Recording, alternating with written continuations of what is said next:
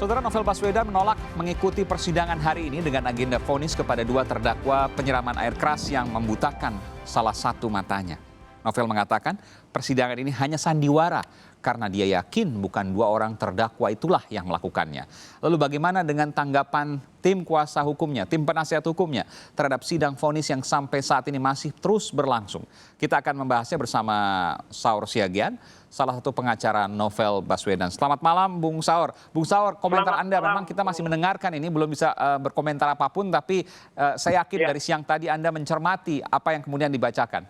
Betul. Silakan Bang Saur, apa yang kemudian Anda bisa sampaikan?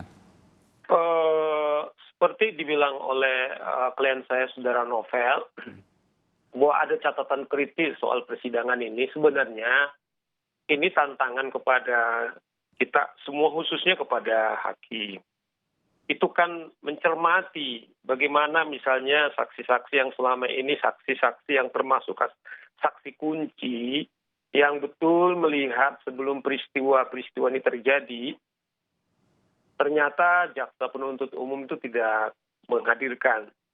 Dan kemudian tim kuasa hukum menyurati pengadilan agar saksi yang kita anggap kunci ini supaya dihadirkan.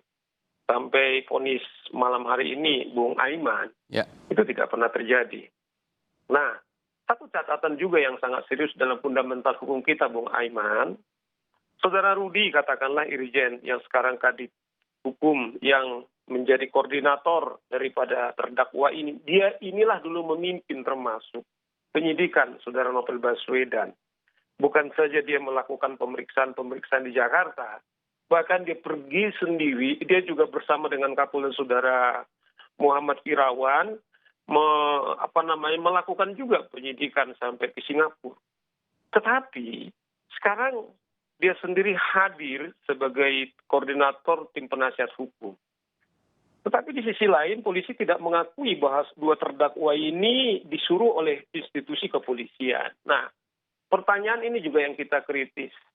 Kalau memang seperti itu, katakanlah Saudara Prasetyo yang sekarang diduga melakukan surat perjalanan kepada Saudara Joko Chandra, mestinya polisi juga harus membela ini. Nah, dasar-dasar pertimbangan inilah, Bung Aiman, ini sesuatu yang sangat janggal, tiba-tiba dibilang ini peristiwa menyangkut dendam pribadi, tetapi sedemikian rupa polisi kemudian mengkanalisasi ini, kemudian melindungi Saudara. Meskipun kita harus menunggu juga, Bung Saur, bagaimana kemudian putusan hakim nanti.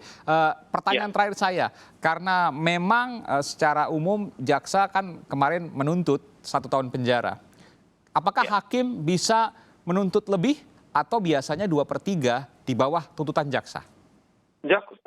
Bung Aiman, di pasal 193 KUHP, bahwa majelis hakim memutuskan perkara itu tidak terkait kepada tuntutan jaksa, tetapi kepada dakwaan. Saya ingatkan, kepada dakwaan. Artinya adalah dakwaan pasal 355 yang menurut jaksa penuntut umum ketika tuntutannya menurut subjektif kebenarannya kemudian berlaku 353 ayat 2. Sesungguhnya hakim nanti tidak tergantung kepada tuntutan, Bung Aiman, tetapi dakwaan. Dakwaan artinya ada berapa kemudian hukuman di sana itu bisa menjadi pertimbangan bagi hakim, baik itu maksimal maupun minimal. 12 tahun.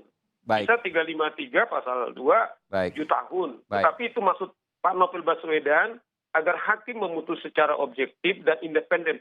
Dia tidak boleh diintervensi siapapun, itu perintah daripada undang-undang. Baik, kita akan tunggu sama-sama nanti bagaimana kemudian keadilan yang akan dipertontonkan oleh hakim.